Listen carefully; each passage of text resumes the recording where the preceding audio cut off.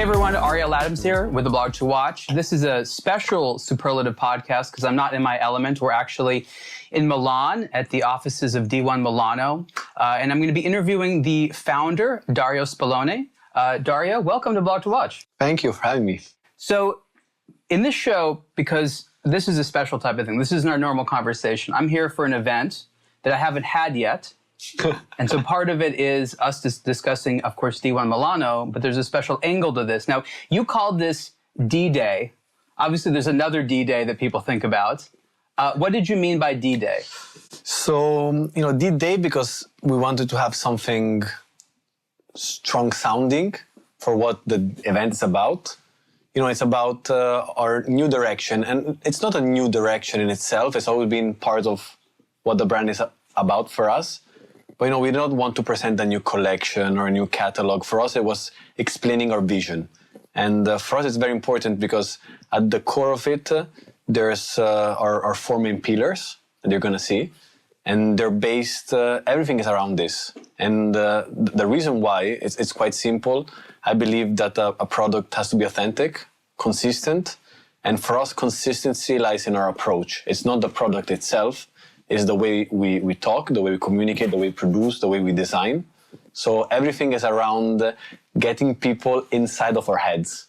This is more or less why D-Day, and it was, a moment of change. It has to be, okay, this is the moment where everybody understands, and that's where we're going to go towards to.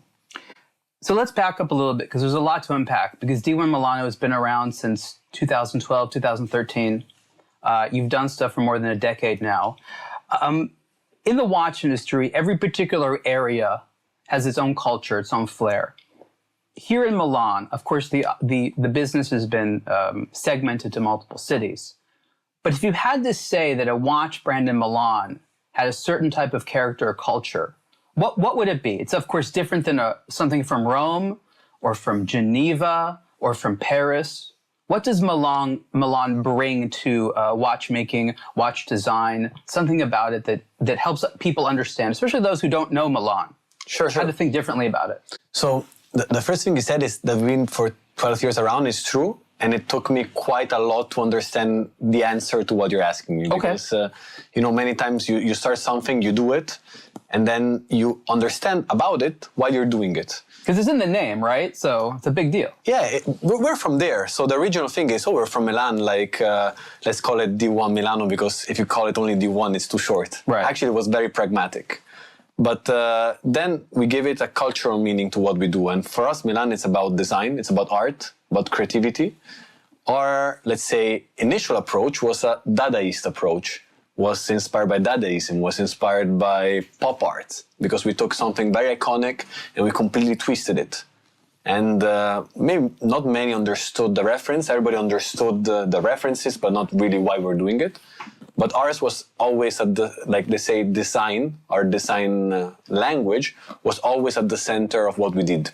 And we understood it with time, because, we started producing more products, we started expanding, and we had to ask ourselves many questions. Why are we doing this? Why are we developing in this way? Why this thing, we don't feel it ourselves, but in reality it sells a lot. So, by doing all of this path of 12 years, we came to the conclusion that for us, Milan is design and our watch is not a watch. We see it as let's say, an add-on to watches, because for us it's not about heritage. Ours is a design accessory that is perfect complement to a watch. So these are the types of terms that big brands often try to distance them from. Even though that is an accessory, I agree, a lot of the big brands, they feel like, shameful that you're just an accessory. You embrace the pragmatism of why people wear watches. What makes your mentality different than some of the others, some of our colleagues, of course, who don't want to say things like men's jewelry, right? When in a lot of times, that's why a man is wearing it. Yeah, so in my point of view, you don't decide who you are. At the end of the day, the world decides who you are. And you need to be quite pragmatic, honest with yourself, know where your values lie. And for me, a watch in itself is an accessory. Then I would never compare D1 to the craftsmanship, the heritage, because we don't have heritage. We're building our own heritage. We're building our own story. We've been for 1 decade, like 12 years at the end of the day. So the whole concept is that we're that new like brand on the block, and that's part of our culture, that's part of our product. And I think it's much closer to the accessory, to something you wear, to the design element than to the watch itself in the standard term. I think what's interesting about this discussion is why we're even having it. A lot of the brands that focus on history, they make their whole brand about that. Their entire reason for existing is trying to keep something alive or bring something back. I've even said multiple times now that I will ignore watches that have heritage in the name because there's so many, right? Like on the market right now, there's a lot of watches that have heritage in the name, like too many of them. It's getting almost to be like a meme on itself. So this discussion is interesting because you actually have to almost apologize, right? That's sort of weird to consumers. I'm sorry I don't have heritage, but I have something cool, which is a weird place to be because for me, someone that comes from loving technology companies, I like new companies. I don't need a reason why they exist. They have some idea they want to sell. That's why they exist, because they think it's cool. So this idea of you must have heritage is so funny that you almost have to defensively talk about it because most consumers are much more open-minded. They don't need heritage. As long as you make a good product at a good price, it doesn't matter if you're brand new, right? No, I agree. I agree for sure. But I think heritage is by itself the product sometimes. So the heritage is what gives it consistency. You know, the same thing done by a brand has been doing it for hundreds of years, has a different value and taste to it. And I appreciate that. It's just that I'm not that. And doesn't mean I'm not something that I think has value to exist, but it's just different. I think that nowadays we're entering an era of content, luckily. Actually, it's always been like this. But for the past 20 years, we focused much more on channels, new channels, social media. Nowadays, we're going back to how content is at its core. And to have a strong content, you need to have a real authentic reason to be. The brands that are new and they're saying we have heritage, it's not true. You need hundreds of years. And so we exist for a reason which is different. It's not apologetic saying, okay, sorry for that. I'm just saying we're not that. If you want that, that's not why you're in our world. We're here more for the dynamic, artistic reinterpretation, the very, like for us, Italian mentality, meaning taking things, not reinventing the wheel, but doing it, in smarter ways. And that's our approach, Okay, I have a new statement. Maybe you'll like this or not.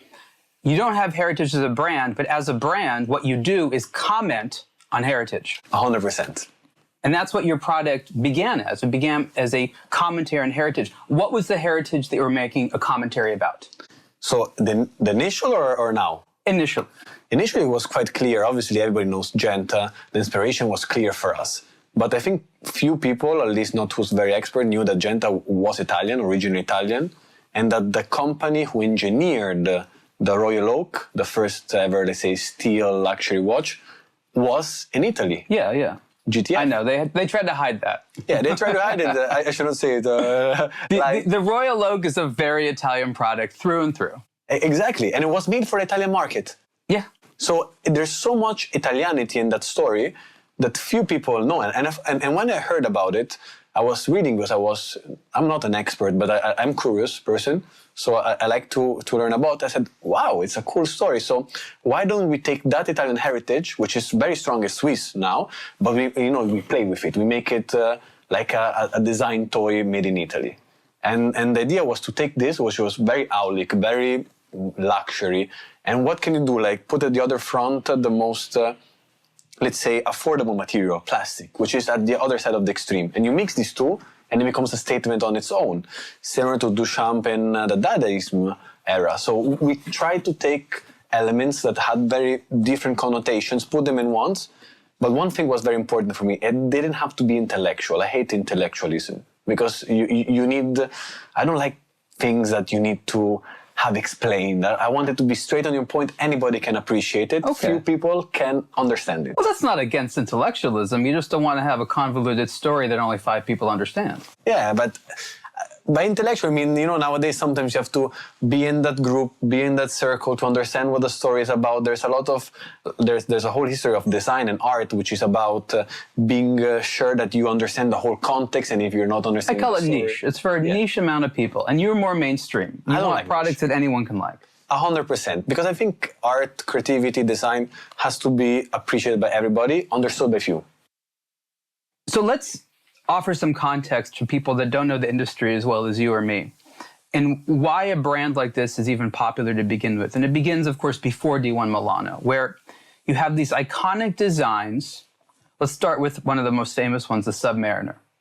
Now, Rolex has been making this design for so long that there's no longer any type of intellectual property protection they can assert on anything but their logo and making it. And it's not the only watch. There's many of these iconic heritage designs, which ostensibly anyone can copy the shape of. And starting about 20 or 30 years ago, companies started to come out with sort of, as you said, toy-like versions of these otherwise popular watches. And it started out sort of very low-end and chintzy.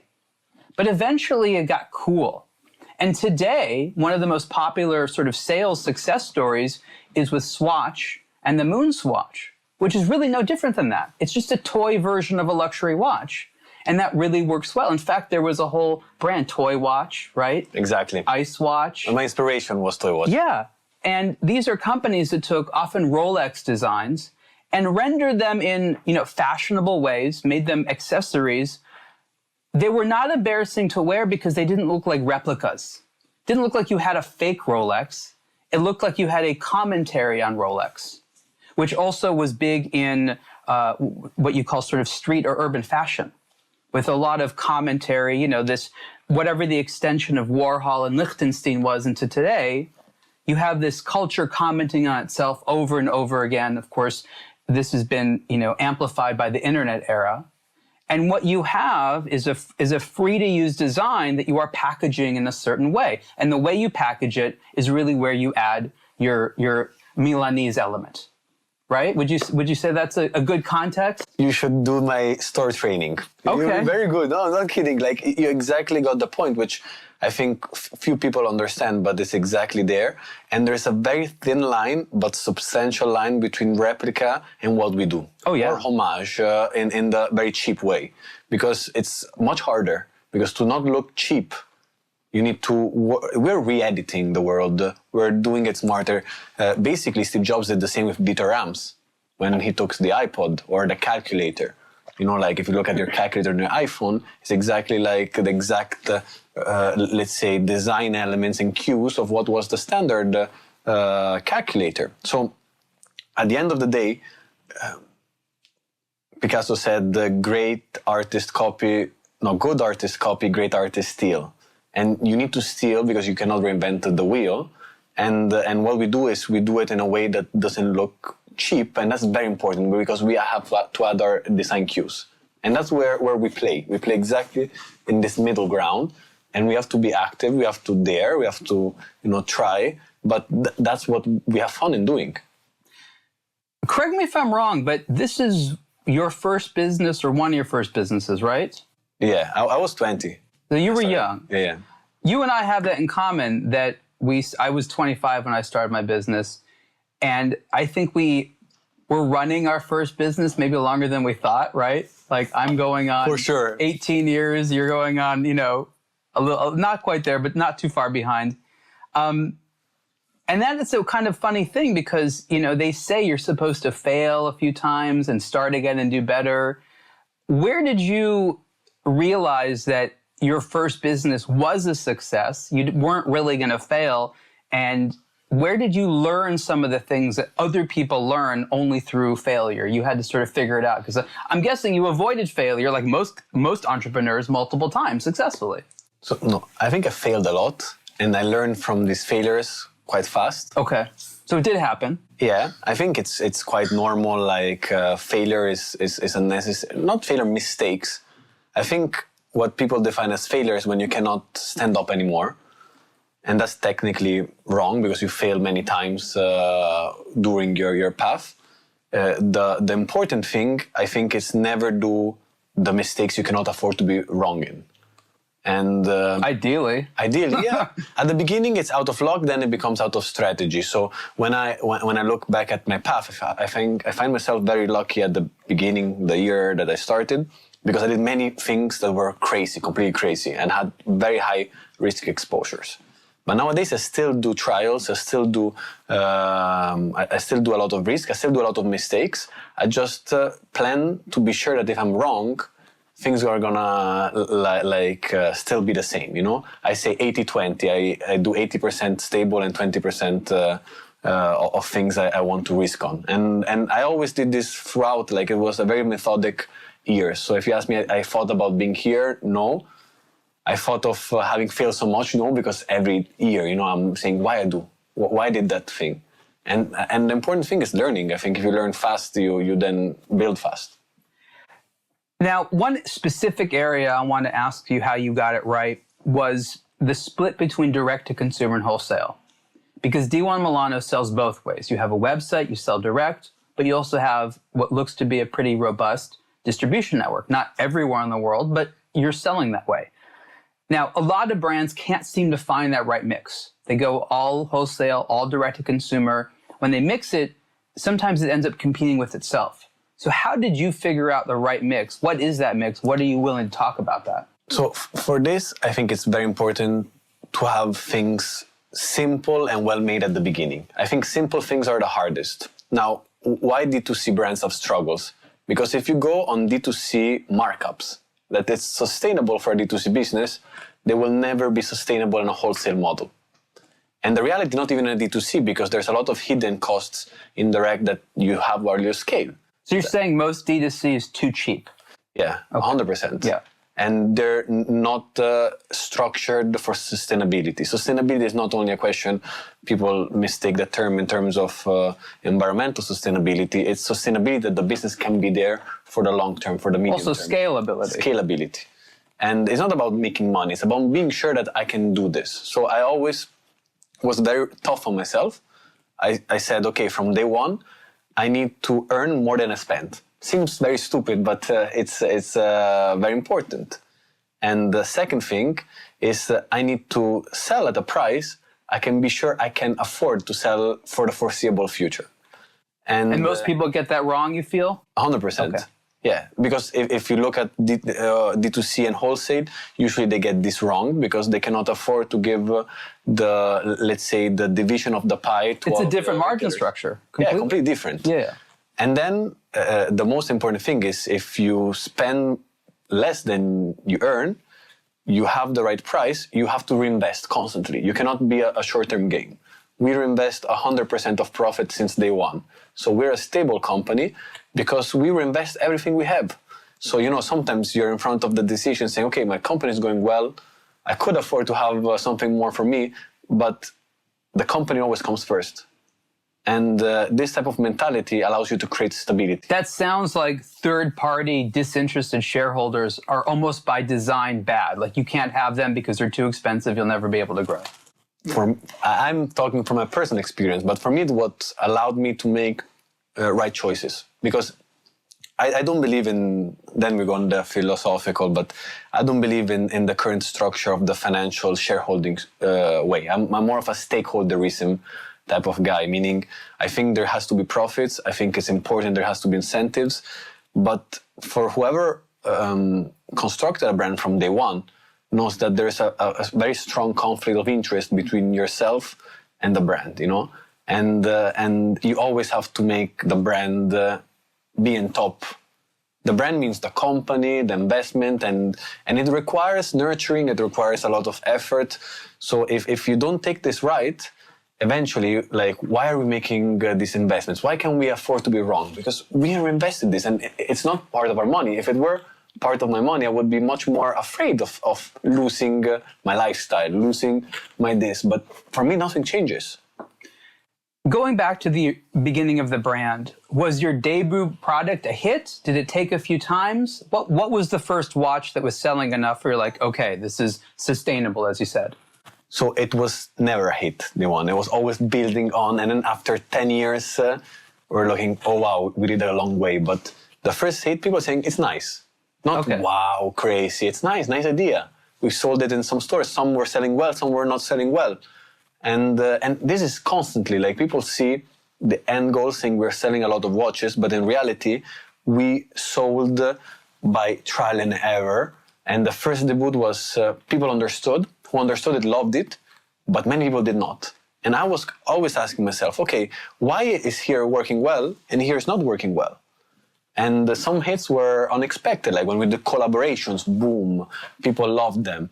So, okay, maybe collaborations are what people triggers from us. And then we did like, the sketch last year, we did this watch and we 2D sketched it. We didn't thought we would have sold anything. In 1 year, we sold like 20,000 watches. It looks cool. I haven't seen it in reality, but it's a very, eye-catching design. So I can imagine that's good. But in hindsight, everybody's right. Like, when we're here today and seeing it's a good seller, I say, that is the direction we're taking.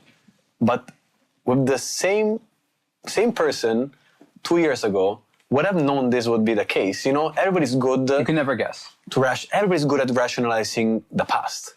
Of course. But not many people are rationalizing the future. That's impossible. I think that's... No, in this industry especially, and I even say that to the managers of the big brands, there is no formula you can apply in advance of a product release to know if it's successful. There are plenty of good watches that don't sell, and there's some mediocre watches that do sell. You just have to, as you said, keep trying over and over again. And I compare it often to the movie industry in Hollywood, where I grew up, where it's always been said, 80% of the films fail, but the 20% that make it fund the other 80%. And I think the same logic probably applies to the watch industry. 100%. Every industry, I think, nowadays. Maybe. Like now in a world of content, and yeah, I agree. You need to try. You need to have new ideas. And I think it's very important to be objective with oneself. This is why investors are in a lot of ways antithetical to this entire concept. Because what does an investor want? Some type of understanding of if I put this money in, I'll get this money out. But with the risk involved in watches where you don't know which is going to be that 20%, no rational person can make that promise. Only a liar can. So in either instance, the investor is out. Either they're being lied to, or it's going to be so long till they get a return that it's more like gambling. Yeah. So this idea of an investor investing in a creative industry, I think is problematic from the beginning. You need to be a patron, if anything. If you want to support something externally, what you expect in return should be a good, healthy, growing brand and watches to wear, not a monetary return. And I think that's really important because, especially in the retail space, so many of them are dead from day one because they have investors that have unreasonable expectations. They will never be able to reach that. And that's what I like about your story, where you were your own investor. You didn't need to answer to anyone else. You were able to say, okay, we go here, we stop here. But once you have this complex emotional relationship with third parties who always want to know what's going on, that pulls too much, in my opinion, from an ability of someone like yourself to just do their job, right? Yeah, it always depends, I think, on what the investor is like. Like the very financial investor, I completely agree. I have a very small strategic investor, and he helped me a lot on understanding. And obviously, at the end of the day, almost all of the company is mine, so I have the decision say on anything that goes through. But it's very important for me to have that voice. And it was without this person, I would not be here today. So I think it's very important. It sounds like you just had a mentor, which is good. Yeah, you need, like, if investors are mentors and they give you something in terms of structure, then that's so rare, though. That's not, and they're not. And if you think about it, they're not investors. They're something else. I agree. Not everyone that gives you money is an investor, right? It's just a term that people like to use to say, I don't have a job at giving people money. Yeah. Right? I agree, 100%. I mean, look, I have fought against this investor mentality invasion in our hobby for a long time, whether it be buy watches to make money or get in this industry and quickly make a buck. Both of those situations are rare and actually dilute this hobby. Because as you said, in order to see the viability of a watch brand, it takes a decade, if not longer. It is not an overnight thing. If it's an overnight thing, then there's no sustainability because you know that it's just trendy and trends come and go very, very quickly. I want to talk about materials. And I actually don't know the answer to this. You have watches in a bunch of different materials. You're fascinated with materials. I want to get into that. But let's begin with which ones actually sell best. And my guess, and correct me if I'm wrong, it's the plastics. You've made watches in metal because, of course, people in the market demand it. But my guess is that where you are original or at least different than others in the market in some of those materials that others won't touch. Is that right, or am I wrong? Half right. Okay. So the reality is that in terms of units, it's true. In terms of value, we sell very well metals. And at the beginning, I did not want to do metal. It was not something I wanted to do because I thought that like the original concept was to take innovative materials. And when you work with stainless steel, it's very hard to create like Something a very new. strong differentiation on Yeah. it. But then we started working on dials, on all the materials of the dials. So we and even how we work with metal, we work with PVD, DLC, sandblast, not sandblast, polished, satin, like all the different type of materials there is. We work with ceramic. So as a brand that is affordable, we're very broad in the way we work with materials. It's true that the one we're more recognized for is the polycarbonate in soft touch because it's our statement piece. We're quite good and developed in using a plastic, a thermoplastic, and making it very, very cool looking because it's matte, it's soft touch. There's a lot of manual labor on that. It's still a plastic, so people cannot expect it to look like metal and feel like metal. But if you look at it, people are saying, oh, it doesn't look like plastic because it's all the finishings we apply on it. And we constantly try to innovate on this. We have basically we finance, few people know, but we finance a PhD of the Polytechnic University of Milan. We have in partnership a laboratory of research and development. Actually, you're going to see it later, a bit of the glimpse. Explain that. What's that all about?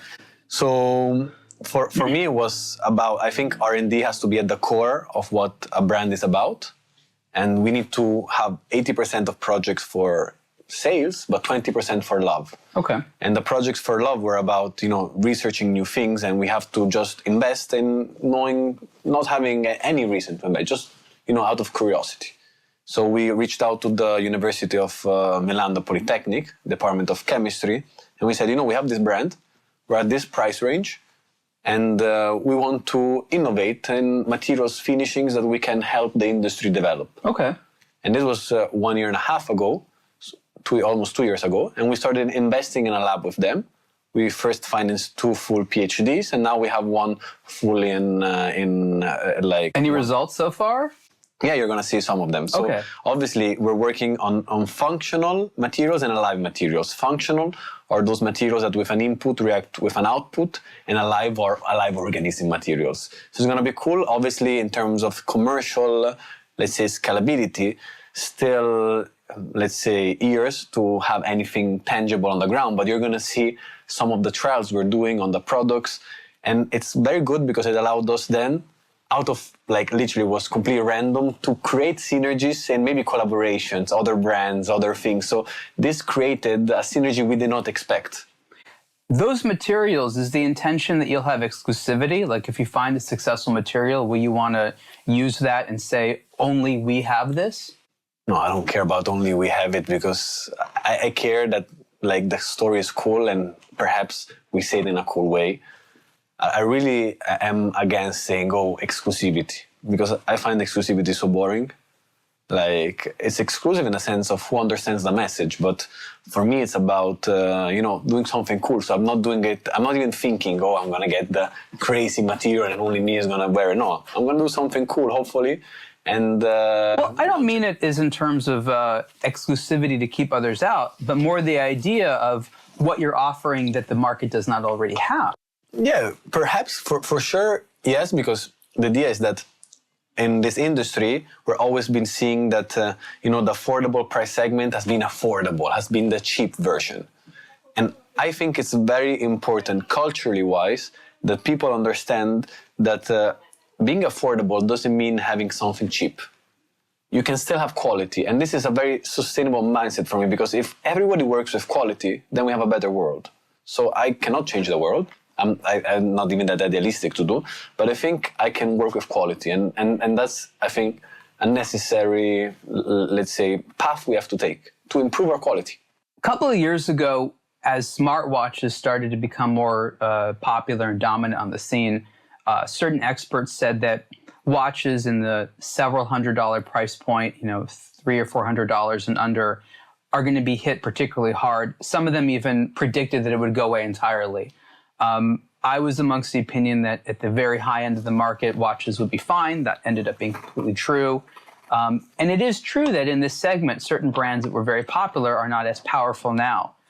What are your feelings on how smartwatches impact the market for watches, sort of $500 and under?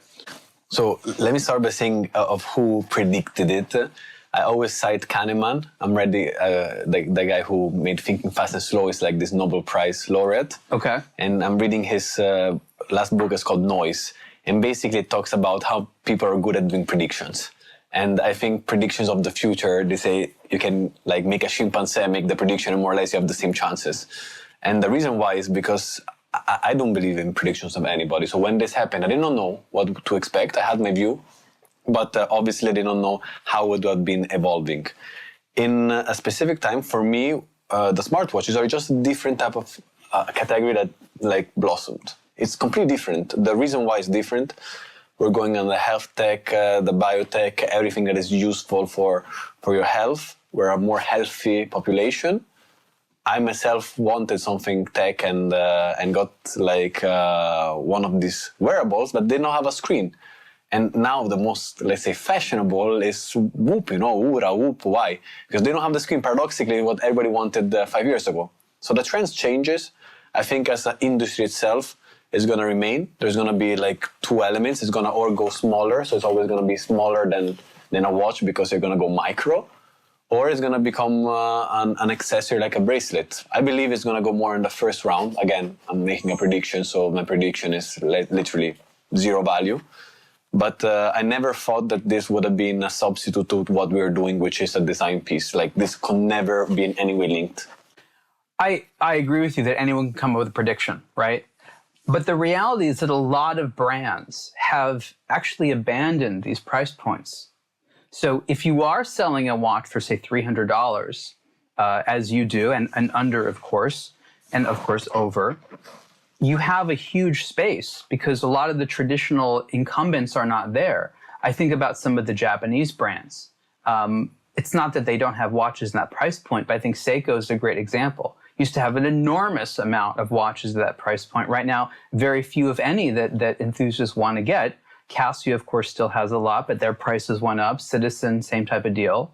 And so you're almost in a beneficial situation because a lot of the big competitors have abandoned this space out of belief that the category would be hurt, when the reality is, and I think you're correct, there's always going to be consumers out there that want this. And just the viability alone of this looking nice as it does, that's all you need to know.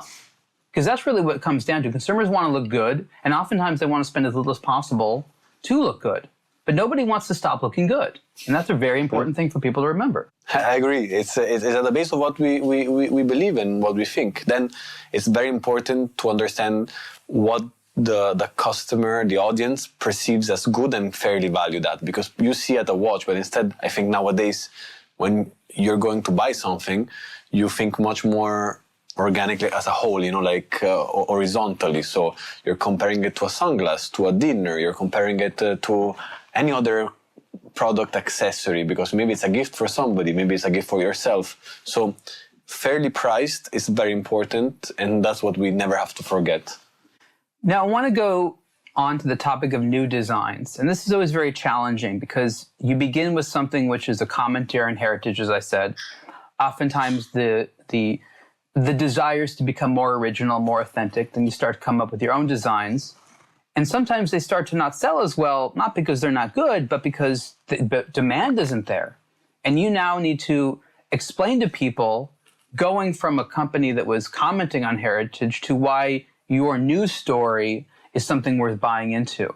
Talk a little bit about the challenges of getting people to understand a brand new shape or design that they haven't seen before. Oh, it's so hard.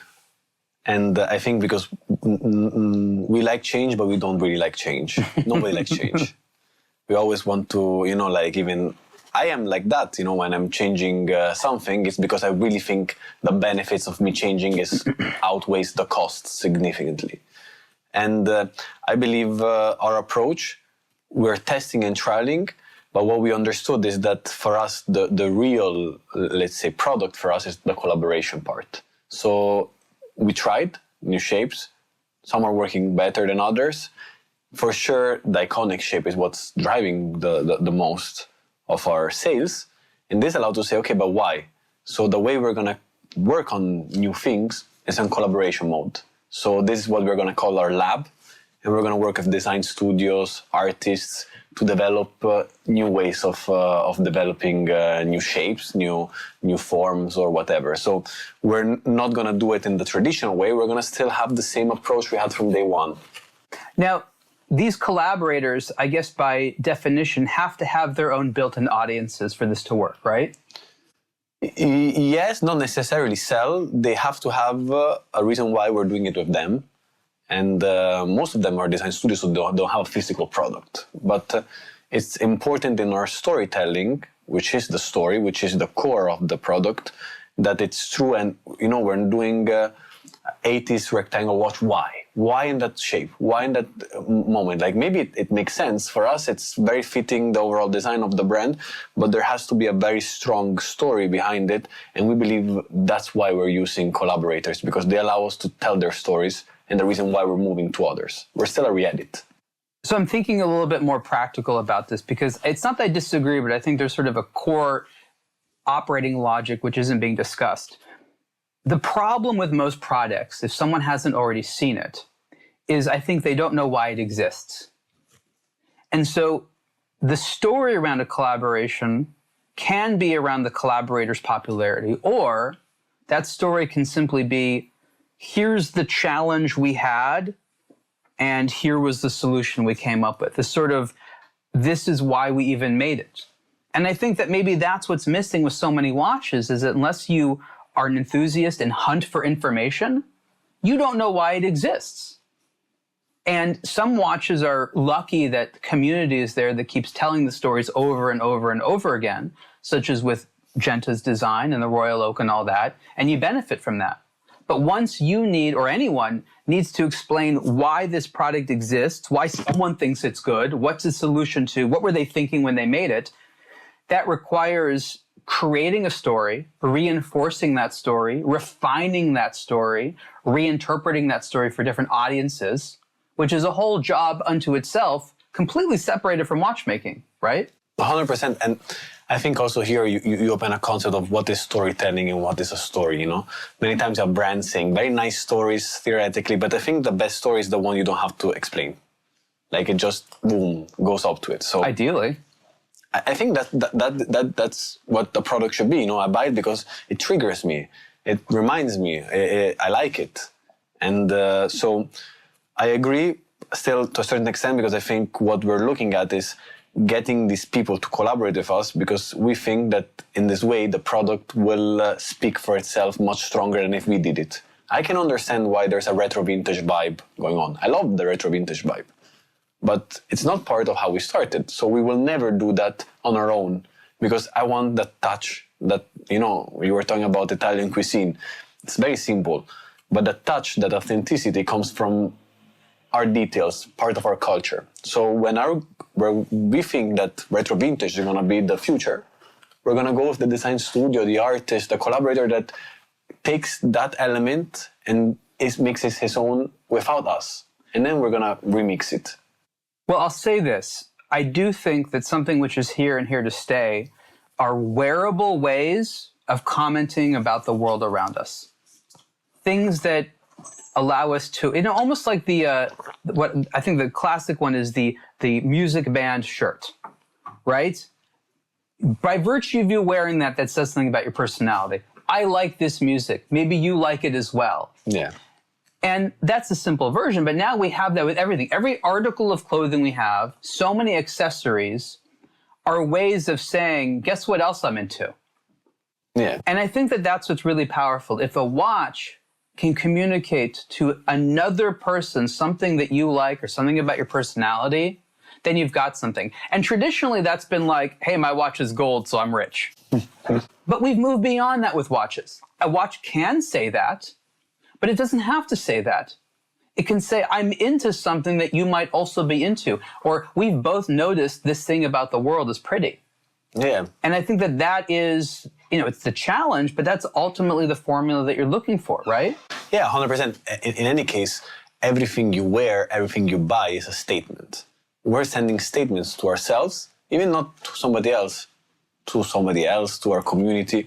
So I think it all fits. It's not the watch. I think in general, anything you do, your haircut, how you dress, where you go, like you're trying to make a statement and create a unique, we're all part of different clusters, and these clusters make a unique personality. But this is the negative side of that. The negative side of that, and this is so apparent in watches, is that it's not enough to just be pretty, right? Because it's not actually that hard to make a pretty watch. I'm not saying it's easy, but like you can get some smart people together, have good taste, and come up with something beautiful.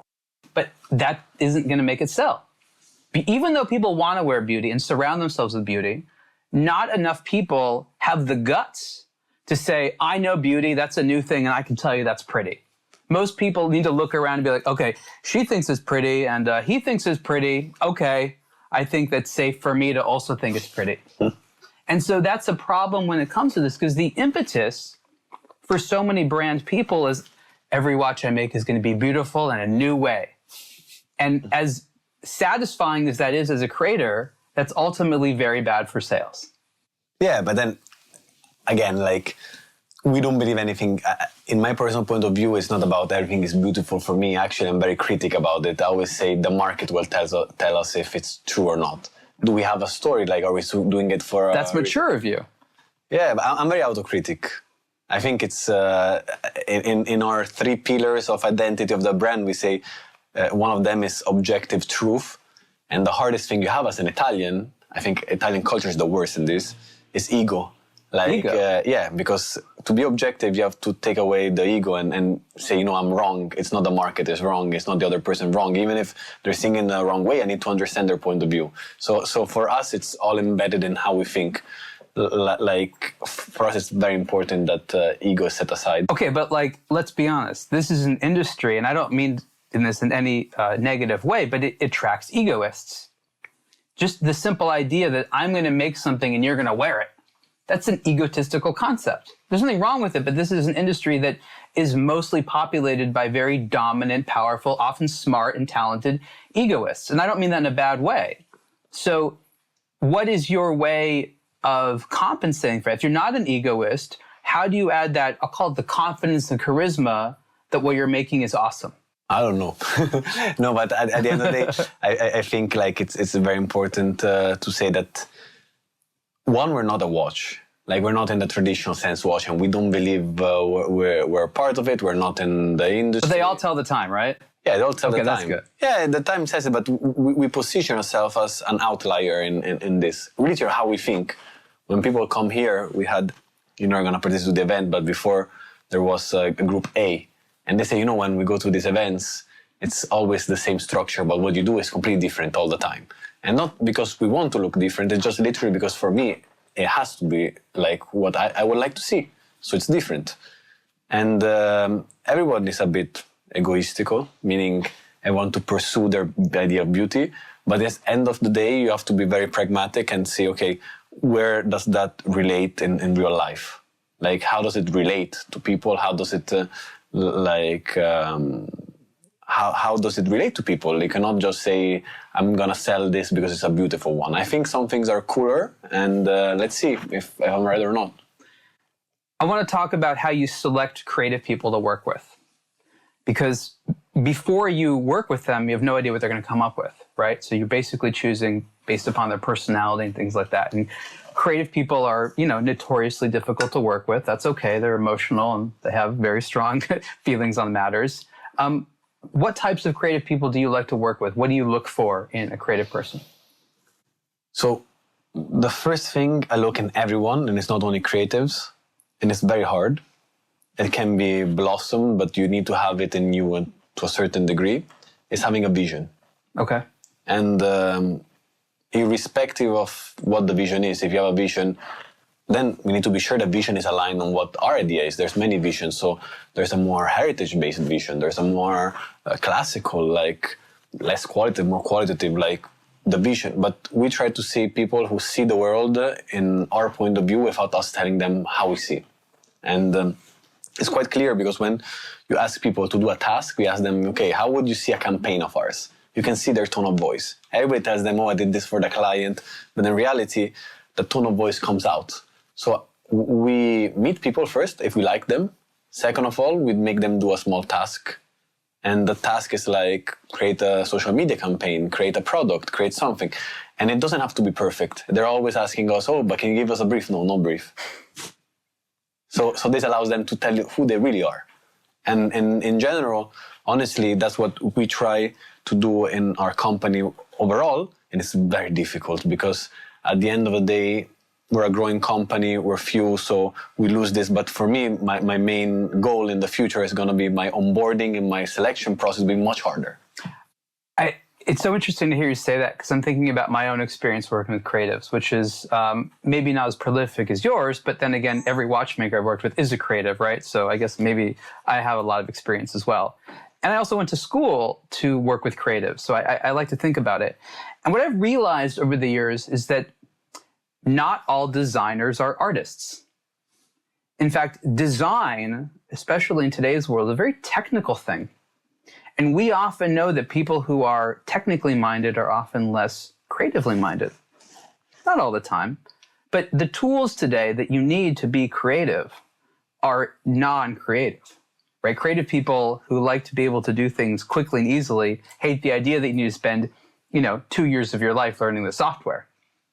So that intersection of technical designer and artist is what you're looking for, because what I think artist brings to the table is, I want this new thing that hasn't existed yet. The technical people, if you show them schematics, be like, I know how to build that. But you're saying, no, I want you to come up with the thing to begin with. And I think that's what you're saying when you say vision, is they want to make something which does not already exist, that is a little bit beyond, here, I painted you a picture of it. Could you make that in 3D form? Is that what you mean? Yeah, and I think it's important to say that you need both the idealistic and pragmatic. But in reality, if you're too idealistic, you're not a real creative. In my point of view, you need to be very pragmatic. Well, that's where you draw the line between people you give money to and people you don't. Exactly. Otherwise, you're just a dreamer, and I love dreamers, but it starts with a dream. You just want mature dreamers. I think the best creatives I met are very pragmatic, and I'm talking about the best in the industry, people I admire, who everybody knows for their products, and you talk to them, and they're very strategic. They're not wanderers. So no, I don't agree that like a dreamer, in the sense I said, is a wanderer. I don't think he's a real creative. Okay, well. As we know, ideas are cheap, right? Anyone can have an idea. But when you work with those people, yes, they're pragmatic because they want to get it done, but don't you notice that background creativity where they're trying to impress themselves by making something attractive and new and that sort of beats the other thing which is out there? Yeah. Like, they might not be talking about it, but it's definitely going on, because even the ones that are not creative are also very pragmatic. 100%. They just don't, it's not like on their resume, by the way, I'm artistic too. Great. But also, I think these type of people, the one I said, the real creatives, they just don't think in a linear way. They come up with crazy stuff, and you're like, how did you end up with that? And then it's so feasible, it's so well made, it's so simple. Like, simplicity is at the base of being a genius. So anybody can understand it. I think the difference is the creatives who have gone through the actual manufacturing process. And you know that will humble anyone. Because you go from having this ambitious idea, and then at every corner, you can't do this. That's too expensive. That will take too long. 100%. And so by the time you've done it 10 or 15 times, you're like, you know what? I don't want any of those headaches. So an experienced creative that's made things is very valuable because they won't be learning on your time. 100%. So we're almost at the end of our time. What is upcoming? You have this lab, you have this exhibition, a lot of experiential stuff, a lot of big words. What is that going to result for the consumer to buy in the next 3 to 5 years from D1 Milano?